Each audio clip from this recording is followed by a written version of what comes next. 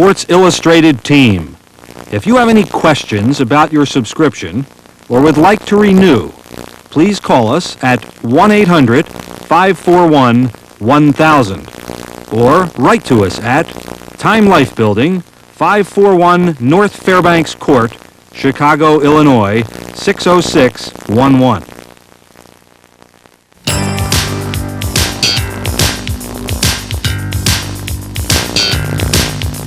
Hi, I'm Don Barr, publisher of Sports Illustrated. And I'm Mark Mulvoy, the managing editor. You've picked a great time to join Sports Illustrated. Over the next 6 months, we have some very exciting things coming your way, especially some great special issues. Of course, every week is important to us. You'll be getting the great writing and photography you expect from Sports Illustrated, covering the action of that week. But in the fall, you'll be getting 2 very special issues. First, you'll get the college football preview issue, and after that, the Pro Football Spectacular. Don, I know you went to Notre Dame. Please don't ask me where we're going to rank the Fighting Irish this year. Mark, come on. Without Doug Flutie, Boston College won't even make the cut. Of course, after all of that football action, in October we have great coverage of the World Series. In November, it's our college basketball preview issue, a very special extra issue for us. And then in December, we have the Sportsman of the Year issue, to be followed by a year-end double issue, the Year in Pictures, 100 pages of the best pictures of the year in sports. 1988, of course, is an Olympic year. In the middle of January, we will provide 150 pages of editorial coverage, a special preview issue of the Calgary Olympics. And then, of course, we go into the middle of February when we have our bathing suit spectacular, followed by 3 great weeks of coverage of the 1988 Winter Olympics from Calgary. Mark, I'm going to be on the links and out at the ballpark a little this summer, but it sure doesn't sound like you and your associates are going to have much time for that. But I can promise you that we're committed to using the latest technology to bring you the world of sport week in and week out, better and faster than ever before. When it comes to covering the world of sports, Sports Illustrated has always been #1. And I can promise you that we're going to remain that way. Again, welcome to the family of Sports Illustrated, and enjoy your video cassette. Sports history is made on playing fields, in ballparks, and stadiums just like this one. Even now, when there's no one here, you can still feel the magic. You know, that perfect moment when the right player comes through at just the right time and a little bit of sports history is made. Every year has those electrifying moments. Take a look at 1965. In the same year that Hall of Famers Drysdale and Koufax take the Dodgers to another World Series championship, rookie Gale Sayers scores a record 6 touchdowns in a single game. Now, for the first time ever, you can relive great moments like these in a single series. Introducing The Magic Years in Sports, an exciting home video collection exclusively presented by Time Life Books. The Magic Years brings together the top sports events from each selected year, with film and video clips from the NFL and the NBA, Major League Baseball, hockey, golf. You'll see the players and athletes who have become legends, the dynasty teams, miraculous plays that fans are still talking about. Every video cassette in this action-packed series is a specially produced program the whole family is sure to enjoy, and even includes an in-depth interview with the top star of that year. 1976 features Lynn Swann's Grace Under Pressure in Super Bowl X, the Celtics and Suns' triple overtime epic in the NBA championship. The Magic Years in Sports is not available at any retail store, so call now and begin your own personal collection with 1976. Then every month, you'll receive another specially selected Magic Year to add to your video library. Experience the magic for yourself with the Magic Years in Sports from Time Life Books. Save $10 and get your first cassette, 1976, at the introductory price of $9.95 by calling 1-800-221-5100 and using your credit card. Or send $9.95 plus shipping and handling to Magic Years, Department X, Box 11066, Chicago. Future cassettes are only $19.95. So call 1-800-221-5100.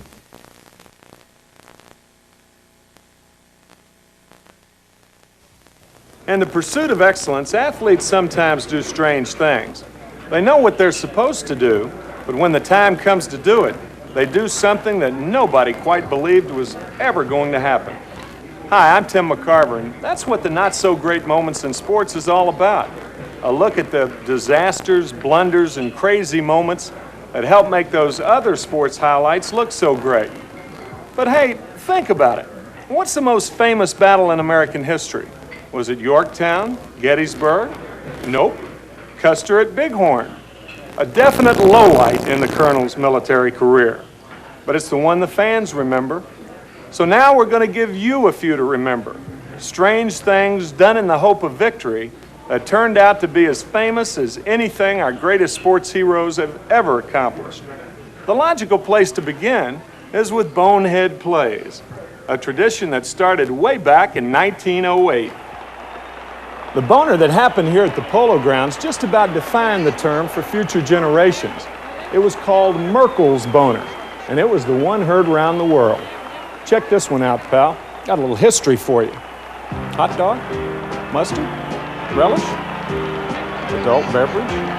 Red Merkel was a good ball player in his time, but what made him an immortal ball player was one momentary mental lapse that cost his team the pennant. Late in the season, the Giants and Cubs were battling for the pennant. In a crucial game, they were tied in the bottom of the ninth inning. With 2 out, a base hit apparently drove in the winning run for the Giants. But Merkel, who was on first base, ran off the field without touching second.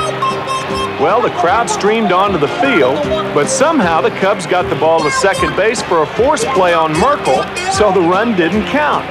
There was controversy, there were appeals to the commissioner, but in the end, the Giants lost the pennant, and Merkel got the blame. 2 decades later, the Rose Bowl had become the Super Bowl of college football. It was there that an All-American named Roy Riegels became the legendary Wrong Way Riegels. Broadcaster Sam Balter was one of the 70,000 witnesses. In the Riegels case, it was, of course, the faux pas of the football century, I would say. In fact, Graham McNamee was doing the play-by-play of the game, and he shouted when it was happening, "This will make football history."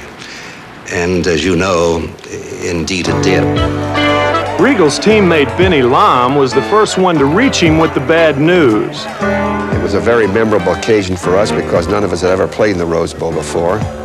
We were fortunate enough to be selected by the Pacific Coast Conference, and we went down to Rose Bowl to play Georgia Tech. I was playing on the left-hand side, and Georgia Tech had the ball. It was around I'd say around the 25-yard line approximately, and Stumpy Thomason, their halfback, was carrying the ball. He was tackled and fumbled. Roy picked up the ball and started running the right way. And all of a sudden, he absolutely makes a complete turn and sees the goalpost at the other end of the field, and he took off. And Roy was a pretty fast man. He was no slowpoke. As soon as I saw him coming the wrong way, I noticed it, and I started after him, yelling at him, "Roy, stop, you're running the wrong way." I finally got to him about the 2 or 3 yard line. I took his arm and turned him. And with that, I think all the Georgia Tech men hit him. As a result, we had the ball on the 2 yard line. Roy was dejected. I think that we had to call timeout, and he felt terrible. From the stands, Balter noticed another unlikely aspect of the most famous play in football. You know, one of the Georgia Tech players, I thought it was a rather interesting sidelight, and I saw that part of it, blocked one of his own players out of the play because his teammate was going to make the tackle. His teammate was going to tackle Riegels after he'd run about 5 or 10 yards. And this fella, I don't know his name, blocked him out of the play, so Riegels had clear sailing for 65 yards.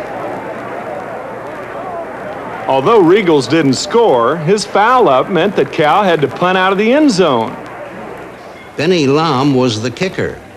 He kicked, of course, from his own end zone, and it was blocked. Now, if it wasn't blocked, I don't think anybody'd remember Roy Riegels, or that he ran the wrong way. But when he was blocked, it rolled out of bounds and into the end zone and was a safety. Safeties have not been the decisive factors in football games all the time. But in this thing, the fates really were unkind to Roy. It was. The final score, as you know, was 8-7. Once more, the 70-yard run heard round the sports world. A moment of sudden confusion, never to be forgotten. Probably it had happened before. Certainly it has happened since, but never quite like this. Roy Riegel's personal compass betrayed him into a disaster. A wrong way run, a block punt that became a safety, all in the Rose Bowl. Another bowl blunder was celebrated on one of the most popular TV programs of its day, The Ed Sullivan Show. Syndicated columnist of the New York Daily News, Ed Sullivan, and his Coast of the Town, named America's #1 TV variety show. Tonight is a very unusual feature. We've got all of the bowl heroes, not all of them, but a representative group of the youngsters who were the bowl heroes in the football games throughout the nation at the start of 1954, including the youngster you all read about, that young Tommy Lewis of Alabama, who, in the grip of emotion, went out and tackled a Rice runner and brought him down for the most thrilling... Tommy Lewis that day was the acting captain of the football team. So, you know, he's trying to show some leadership, too, as being an acting captain. Also, Tommy Lewis was a darn good fullback. He scored their first touchdown in the game. But the speedy Magel, who would go on to become an all-pro defensive back, was having an all-American day. He scored 3 touchdowns and rushed for 265 yards in just 11 carries. Almost 25 yards per carry. Amazing bowl records to this day. But it's Lewis that everyone remembers. The score at the time was 7-6. Alabama was driving towards our goal line, and we got a fumble on the 10-yard line. We got an offside penalty that penalized us back to our own 5-yard line. And I started an in sweep around the right side and got a real good key block and was running right about 1.5 feet from the sideline, right in front of the Alabama bench. Tommy Lewis, a 12th defender, came off the bench, made a clean tackle, and then tried to find a place to hide. When I hit the ground, it knocked the wind out of me, and I couldn't get up. Even if I wanted to go get him, I couldn't get up. He actually never did tackle me down. He just blocked me down. If I hadn't veered to my left, he could have broken my legs. He could have, hurt me really for life.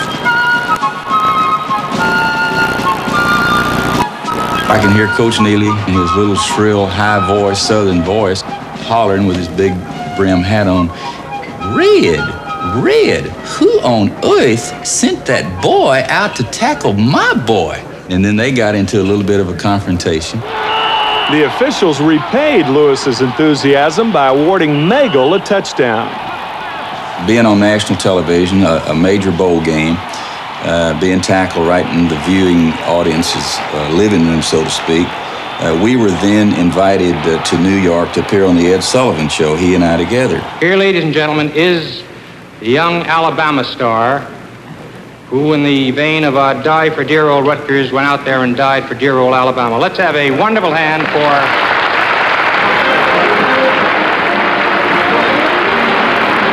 Tommy, I'd like to ask you just what was in your mind when you saw him coming along the sideline near the bench? Well, Ed, I was just so full of Alabama. So I just couldn't let him get... I don't think he really realized it at the time that he was conducting his whole interview for the sake of Tommy Lewis to find out what made him do the off-the-bench tackle. But then he realized the next week, when he got all the letters of complaint, that they had made a sort of a hero out of the guy that should have been the GOAT in the game.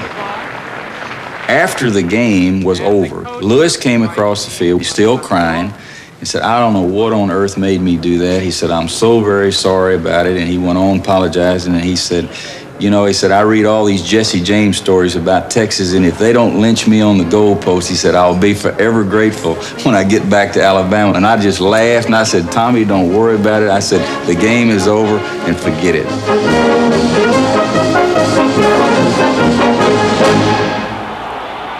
One of the wildest plays ever took place at what Californians call the big game, starring 2 of the most unlikely men on the field.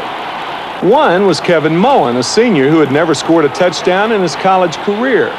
Just to get kind of loose, Coach Cap introduced us to a game called Grabas, where you have about 15 to 20 guys on each team, and all you do is kind of run around, and you can throw the ball any way you want, backwards and forwards or however.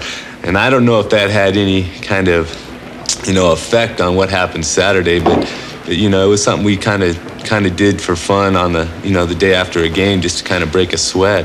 The other was Gary Terrell, trombone player for the Stanford Band. He actually wasn't instrumental in the play, just a guilty bystander. It so happened that the last 2 minutes of that particular football game were the most exciting 2 minutes of any football I've ever seen. John Elway had a 4th and 17 on our own 30-yard line. Threw a first down pass, brought the Cardinal all the way down to score a field goal with 4 seconds left. 35-yard kick will win it. Listen to the crowd. Here's the snap. Here's the kick. It is long enough. It is good. Stanford hits it with 4 seconds to go and takes the lead 20-19. To win, California had to score on the ensuing kickoff, which, of course, was virtually impossible. Before the kickoff, when we were lined up, we realized that there were only 10 guys out on the field on our side.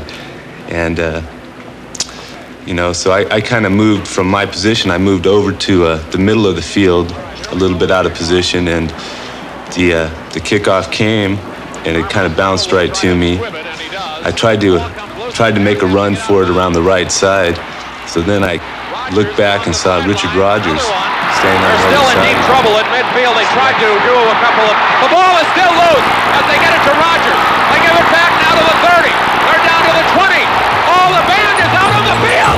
He's going to go in the end zone. He's going in the end zone. Will it count? The Bears have scored, but the bands are out on the field. I was at the back of the end zone. I had no idea what was going on the field. It was incredibly loud at the Stanford side of the stadium. I turned back around, remembering that we were still playing a song, and turned back towards the field one more time just to see whatever was going on.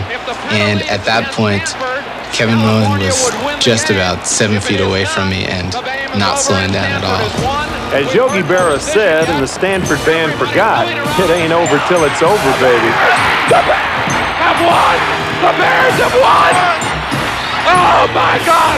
The most amazing, sensational, dramatic, heart-rending, exciting, thrilling finish in the history of college football. California has won the big game.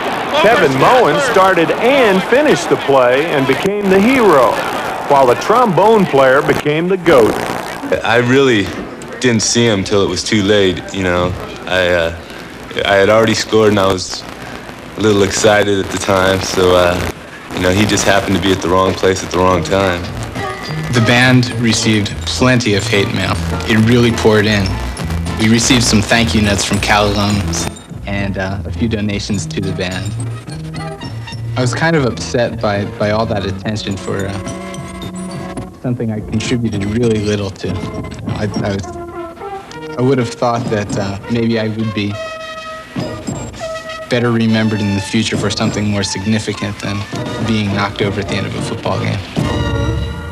A jockey named Dick Francis went on to become a famous mystery writer, inspired by a truly mysterious boner. I always wanted to be a jockey, and when I did eventually break into it after the war, it's every steeplechase jockey's ambition to be champion jockey and win the Grand National. Well, I fortunately achieved the first of those ambitions and came within a hair's breadth of the second one, the 1956 Grand National. In England, the Grand National is the Kentucky Derby of steeplechasing. And with all the jumps and hazards, horses are lucky just to make it to the finish line. In 1956, Dick Francis rode the Queen Mother's horse, Devon Lock. But after jumping all 29 gates in record time, and in sight of the finish line, Devon Lock did something nobody knew a horse could even do. It spread-eagled on all fours, belly flop, just sat down.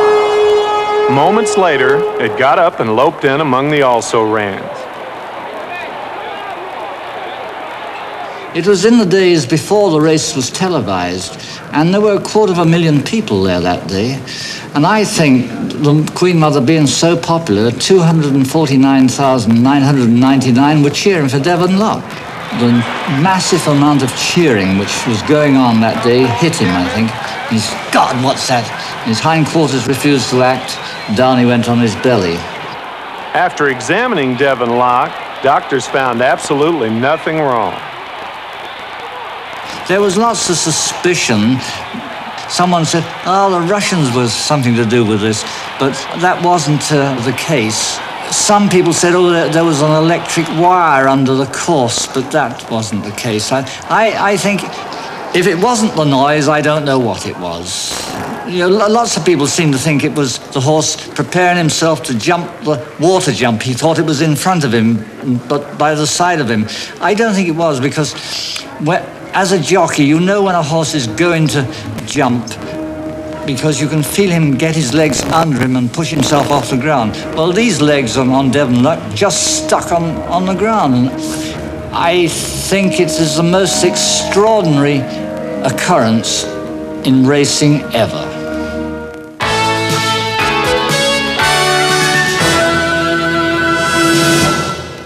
In the good old days, our presidents confined their sports activities to throwing out the first ball of the baseball season.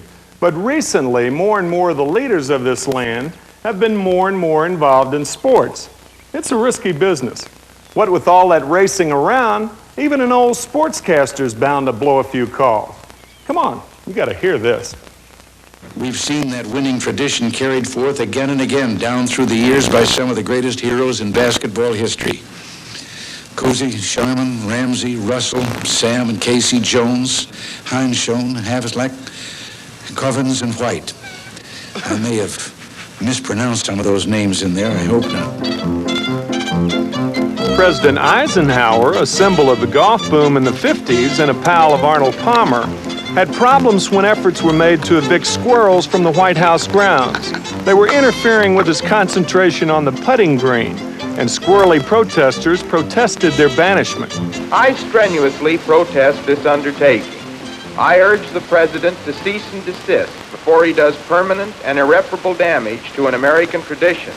It seems likely under this program of banishment that many squirrel families are being torn apart, mothers and fathers separated from their offspring, brothers and sisters deported to unfamiliar surroundings in widely separated areas.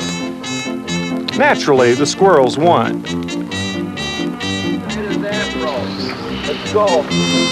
Like President Eisenhower, President Ford was a college football player before he took up golf.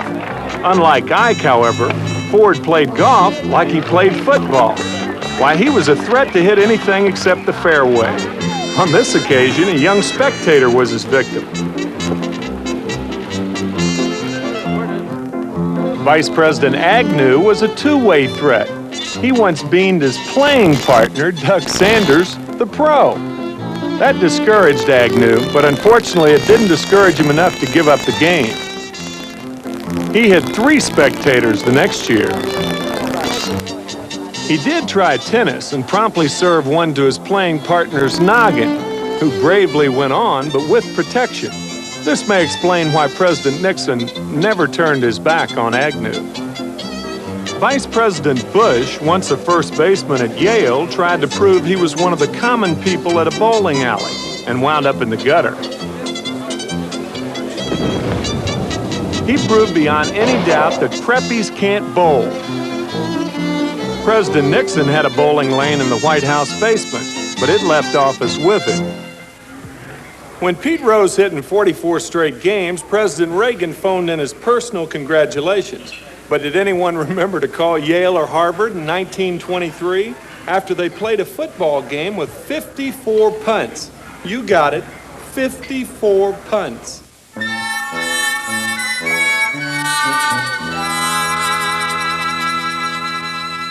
Can you believe a football game with a punt every minute?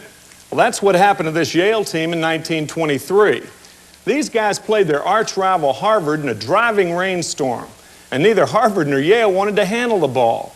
54 punts later, Yale capitalized on a fumble recovery and won. This was definitely a freestyle record for one game, but there was an equally astonishing sequence more recently in the Canadian Football League. Here, hold this. Ready? Here it is. Winnipeg punts to Hamilton. Taking advantage of the free kick rule, the same rule that exists in American football, the returner punts back to Winnipeg. But he doesn't want it either, and he gets it off back to Hamilton. That's 3 punts on 1 play. But look at this. The final returner, Bernie Filoni, catches the ball, likes what he sees ahead of him, and takes off. In fact, he goes end zone to end zone, 110 yards, and then the darn thing got called back on a holding penalty.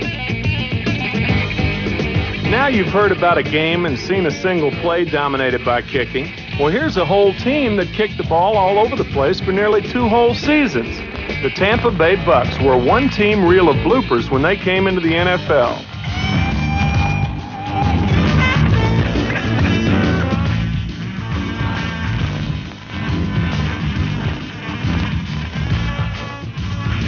They lost their first 26 games and turned free-spirited coach John McKay into an old man before his time.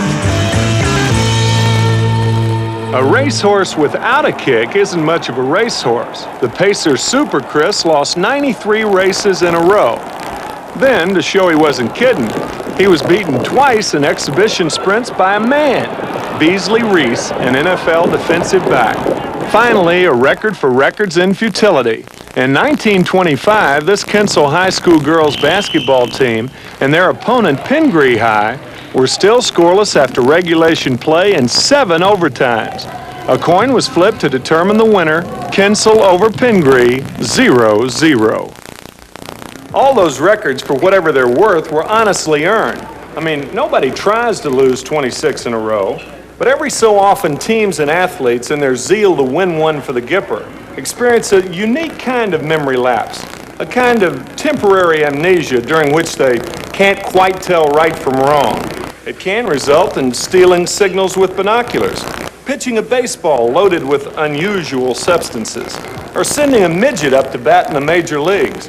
Master showman Bill Veeck signed 3'7" Eddie Goodell as a pinch hitter for his sad sack St. Louis Browns. Goodell walked, of course, giving the opposing Tigers and everyone else in baseball a good laugh. But not every sports trickster is as funny as Bill Veeck. Just ask the Miami Dolphins. This one may be the ultimate in home field gamesmanship. The Patriots were tied with the Dolphins on a snow-covered field in Foxborough a couple of years back. With a nod from the Patriots, a prison inmate who was working with the maintenance crew on a work release program went into action. He drove out on a snow sweeper and proceeded to clear a spot for a field goal attempt. Before the Dolphins realized what was happening, the winning kick sailed through the uprights.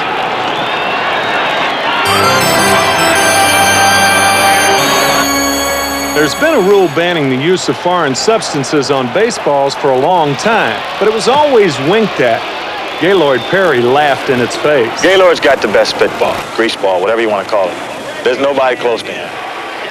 He's got the best act, the best psych job. He's number one. On Reggie, and you've got to know he's going to get the super sinker. The set, here it comes. The sinker swung on and missed. Reggie is fuming at Dale Ford, and the crowd is on its feet at the Kingdom. He can't believe it.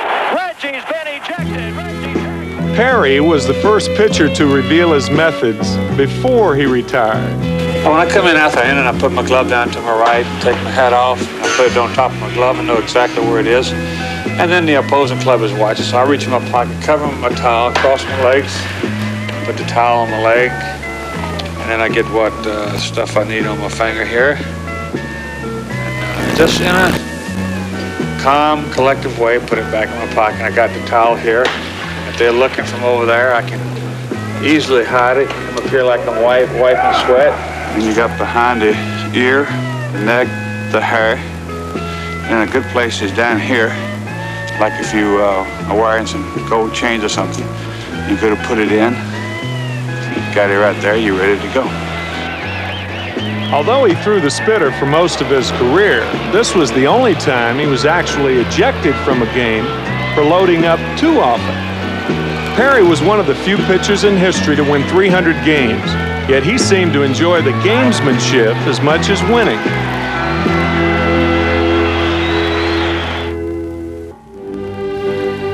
The Boston Marathon is the most famous foot race in the world. Who would think you could get away with any funny business here?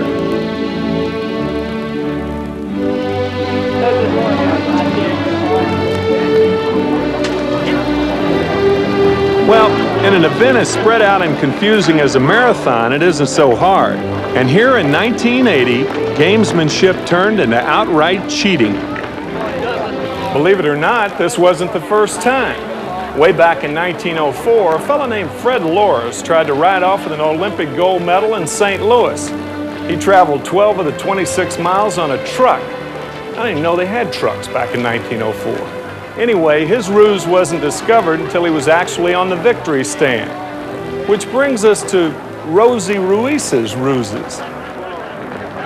No one is sure how she did it, but this unknown runner came out of nowhere ahead of all the other women. I just saw someone stumble out of the crowd in front of me across the street. This was on Commonwealth Ave, probably about a half mile from the finish. She was in track clothes and wearing a number, but I thought someone had just sort of stumbled into the race. Maybe somebody was a little crazy or something.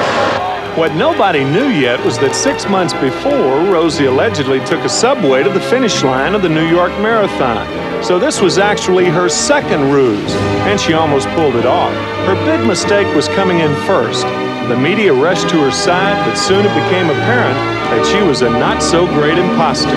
We're here with the women's winner. She's getting a case of the sneezes. Rosie Ruiz? Okay. I'm sorry. Rosie Ruiz, the women's winner in the Boston Marathon today with a time of 2:31 and change. Now, we don't know how many seconds that is. It may be a new American record. What was the time in your first ever marathon, and where was it?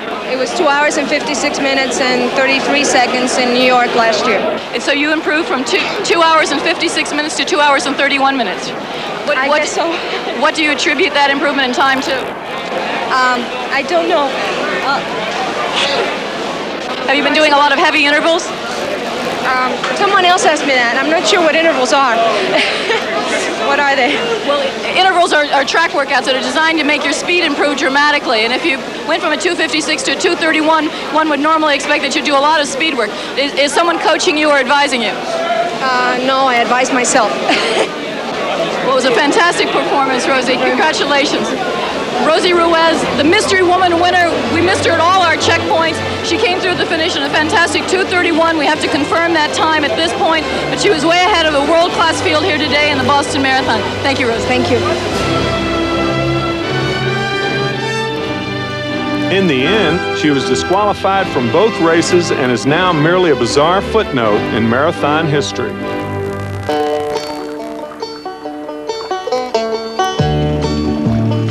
Lucrative fishing tournaments also provide ripe settings for larceny, as this one did for some Texas fish rustlers. We're here on beautiful Lake Wright-Patman here out of Texarkana with our first annual Camp Texarkana Open Bass Tournament.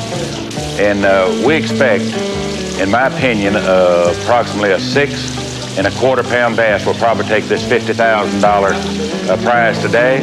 If I had a 6 1/4, I would think I possibly had the 50,001. Now this is a long way from the old fishing hole. Because of such enormous prize money, fishermen come from all over the country to try their skill and luck. And not long ago, the Texas Bass Association found themselves in the midst of a scandal. I can remember when we first started fishing pro tournaments back in 1967. And $5,000 was a total prize money. $2,000 to win, $1,000 for second, $500 for third, on down to about $100 for 10th place. Like in any other sport, once you get the dollars big enough, you're going to have some guys that's going to try to figure a way to beat the system, if you know what I mean, huh? Okay, we have got a big fish here today. Bring him on up here to the scales, and we will. We're fishing along there, and it is tough. I'm telling you, it's tough to get a bite, much less catch a big fish, you know. And toward the end of the day, they said, we just had a 12-pound, whatever ounce bass weighed in. He said, what did that radio say? I said, they said they had a 12-pounder weighed in. I said, it has to be a striper or catfish. I said, surely it's not a 12-pound bass this late. He said, I don't think if you drained it, you could find a 12-pound fish. Not only did a fisherman named John Wade turn in a whopping 12-pound fish, but then his brother Archie had the nerve to submit a 9-pounder for second place. Something fishy here. The first thing, when he walked up to the fish, and we'd take it out of his hand to put it on the scales, we realized the fish had been, had been frozen. We knew the fish was dead and spoiled. We flipped the gills up, and look at them, and the fish was ruined, spoiled. And that's when we asked him if he really wanted to weigh it in. Yes, well, we gave him a choice, to walk out. So the tournament officials gave them both lie detector tests. Do you believe it? And they didn't do too well either. Then their scheme really started to fall apart. We had a fisherman to come up and tell us that he saw him at the little grocery store about 6 or 8 miles, from the way inside. First, the fellow around the grocery store said he knew him, and he said they hadn't been any good ever. And he said, I don't want to get involved in this, see? So we talked to him a little bit and told me he owed it to his people there that were fishing the tournament. He had a lot of, neighbors. So he said, I'll tell you everything. John Fox reporting from McCoy's Grocery in Maud, Texas. So the investigation moved to McCoy's Grocery. Texarkana Big Bass Open that was held at Lake Texarkana. He just told us about it. He told us everything about it. Said they drove up in front of his place, pulled these dead fish out, took water hoses, washed them off, cleaned them real good, and and put them back in the cooler box, and bought ice off of him and iced them back down. In this, when you looked at the fish, supposedly the fish was caught at 6:30. Was the fish alive or dead when you saw him? Very dead. You said very dead, am I right? The Wade brothers were disqualified, but even more bizarre is that they were allegedly just front men for a smuggling ring that specialized in big but out-of-town fish. Biologists discovered that the big bass came from Florida by land. If an obscure participant in an event cheats to get a moment of glory, we sort of shake our heads and wonder, what got into those people? But there are honest people in sports who make us feel the same way. Athletes, coaches, and managers who get out there in front of thousands or even millions of fans and do things most people wouldn't do alone in their cars. Scenes like this have made Bobby Knight of Indiana, perhaps the best coach in basketball, a controversial bad boy. His perfectionist streak and sharp tongue have frequently led to volcanic blow-ups. The guy's in the paper so much for being bad that people forget how good he is. Probably his worst episode ever was at the 1979 Pan American Games in Puerto Rico. Knight turned a molehill of a disagreement with the policeman into a mountain of headlines and insults. But bad publicity didn't slow Knight down at all.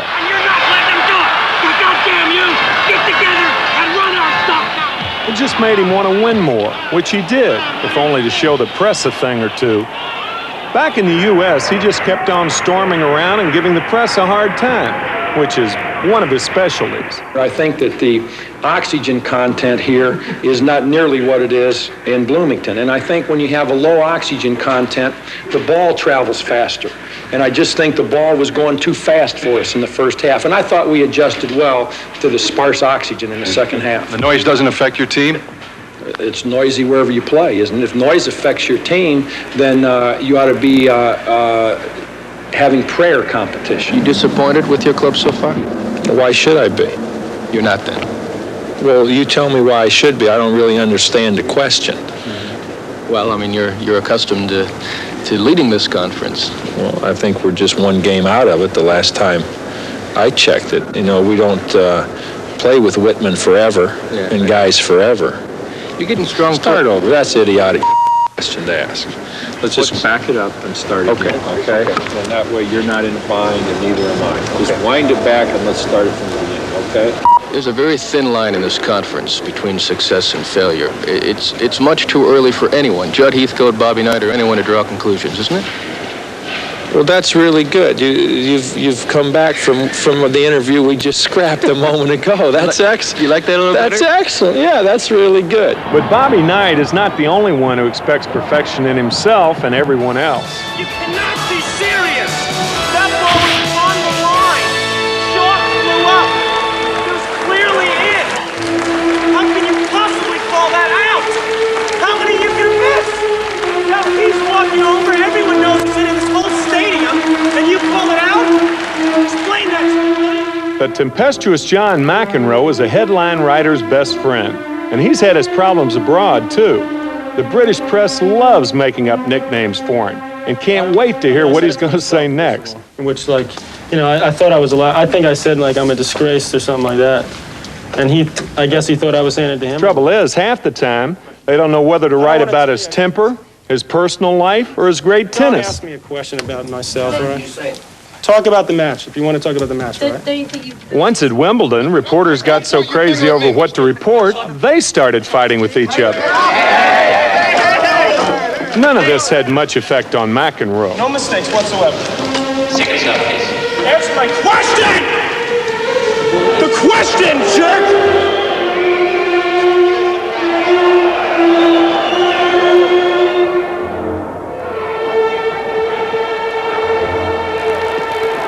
It's a good thing Mac makes a lot of money because he leads the league in fines. He still hasn't passed Ilie Nastase. But he's young yet. Hit, throw! There it is, all right, far enough. I'll be a goddamn son of a bitch. You made this mistake 15 times this fall. Now you listen. God damn it, I'm tired of it. You lose us a ball game, and by God, I'll throw you off the squad. He's the guy, you gotta hit him. He was in there. How many thousands of times do you have to be told it? Huh? That's all you need to do? Oh, well, shit. God damn it. Woody Hayes was more than just another rough, tough football coach. He was the renowned rough, tough football coach of mighty Ohio State. That meant the cameraman trying to get a close-up, watch out. Before TV, Hayes' antics might have been buried at the bottom of a story on another Ohio State victory. But as he grew older, Hayes had less and less patience with critics and with officials who ruled against him.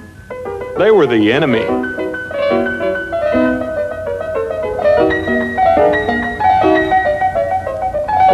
Finally, Woody Hayes couldn't even abide opponents who beat him fair and square, taking even that as an insult. The end came when a Clemson linebacker, Charlie Bauman, had the gall to intercept a pass. When he got up near the sideline, Hayes punched him.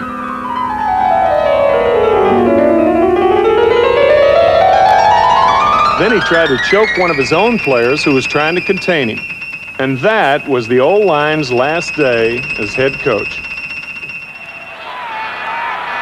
Billy Martin was such an intense competitor that his style of managing had its own name, Billy Ball. Don't you be intimidating me. I'm not intimidating you. Don't you be intimidating me. I'm not intimidating you, but I'm going to tell you something. As far as I'm concerned, he went enough. Well, that's good enough for me. Okay. But sometimes get some help on it too, all right? All right. That's the rule. All right. But like many people who can't stand to lose, Martin took every loss, every close call that went against him as a personal affront.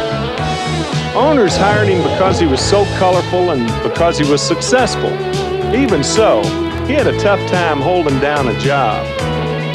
As far as we could figure, he has been in 14 fistfights, including one with his own office furniture. By the way, the office furniture won. His fame as a feisty fighter probably helped him get some of his 7 managing jobs, but it also helped him lose them. Ty Cobb was the original angry superstar bad boy. Think of a Pete Rose competitor with a Bobby Knight fuse, and maybe a Dave Schultz chip on his shoulder. That was Cobb. And in an era when sportsmanship was expected as a matter of course, like good manners at the dinner table. He was an unpleasant man. He was an unpleasant, disagreeable person for most of the people who had anything to do with him. You either admired him as the greatest ball player of all time, or you despised him and hated him as a cutthroat. Here's an example. In a famous story, Cobb spiked Philadelphia's hero, Home Run Baker, on a slide into third in front of Baker's home crowd. Well, the fans were so outraged that Cobb got 13 death threats before his next trip to Philly, and the cops had to put on 300 extra men to protect Cobb's life. Pretty popular guy, huh? Now, Babe Ruth was a bad boy in another sense altogether. He was a naughty and bawdy bad boy. His hassles with managers and management scandalized and titillated the country, and his lusty, extravagant lifestyle drove Spartans like Cobb up the wall. Cobb developed a real hatred for Ruth and for really everything that Ruth stood for as a ball player and as a man. He believed that Ruth, in his lifestyle, broke all the rules, did everything that a dedicated athlete was not supposed to do, as indeed Ruth did. And Cobb really could never understand how Ruth could perform as he did, and consistently, year in and year out, and whore around, overeat, get out of shape, as Ruth did. Babe took his drink off the field, let us say that. Babe took his drink off the field and was out at night a great deal. Ruth got in lots of trouble, but lucky for him, the press kept secrets in those days. They were on the train, a road trip. The riders were sitting up there late at night, and all of a sudden the door to the back of the car flew open, and Ruth ran through the car, stark naked, and then through the door at the other end of the car. And right after him came this woman with a knife in her hand, and went through and disappeared, with a knife in her hand chasing Ruth. And one of the sports writers supposedly turned to the other and says, "Gee, guys, it's a good thing we didn't see what we just saw. We'd have to write about it, wouldn't we?" I wonder where my Babe Ruth is tonight. He grabbed his hat and coat and fled from sight. I wonder where he'll be at 2:30 or 3. He may be at a dance or in a fight.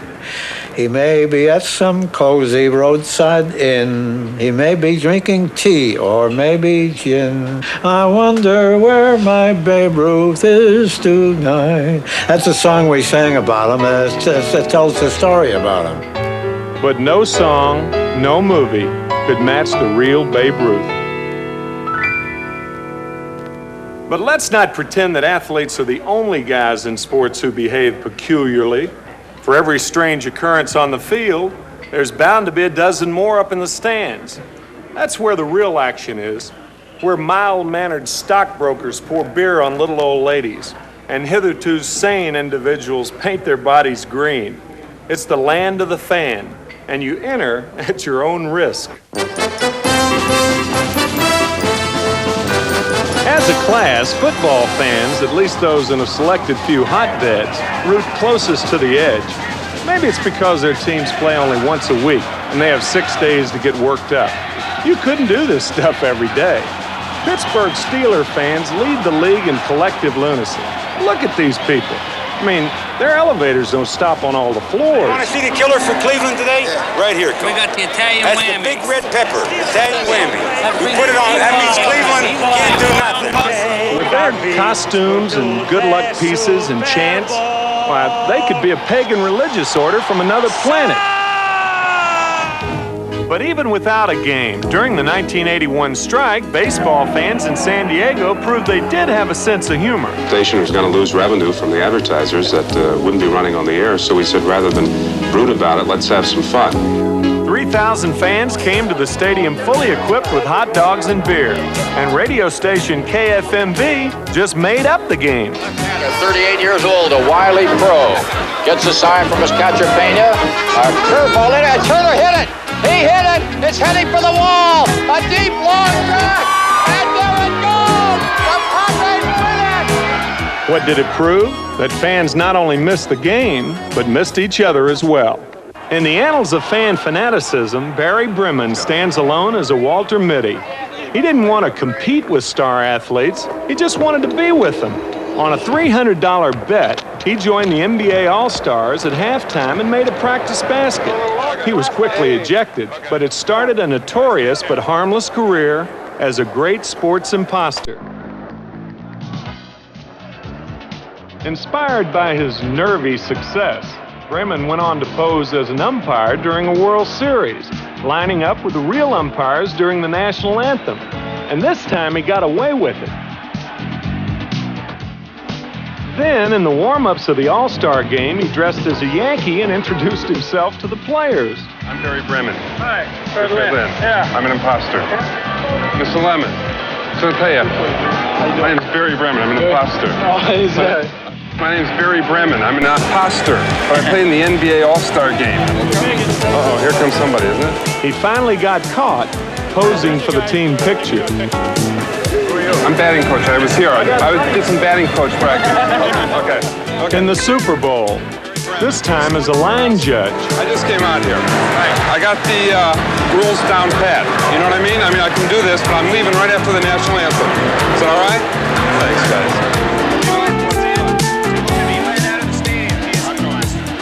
Caught again.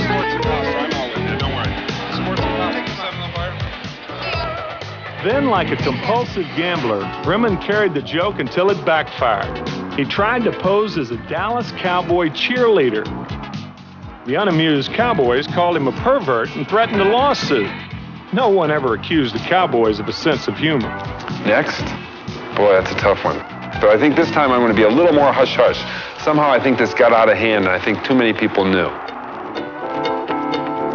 Well, listen, sports fans, this is your old friend Tim McCarver saying that it's been great fun being here. What's going on here? It's truly a little bit of heaven having this opportunity to be right with you boys. Until next time, this is... Can you believe that guy? Same sweater. Well, just another of those unexpected moments, folks, which fortunately is what we show in this program. But what about the Dempsey-Tunney long count? The Pine Tar controversy? We'll be showing you those and many more classics in our next show. So until then, for HBO Sports, this is the real Tim McCarver saying... At least I was able to dress up as a man this time. So long for the not-so-great moments in sports.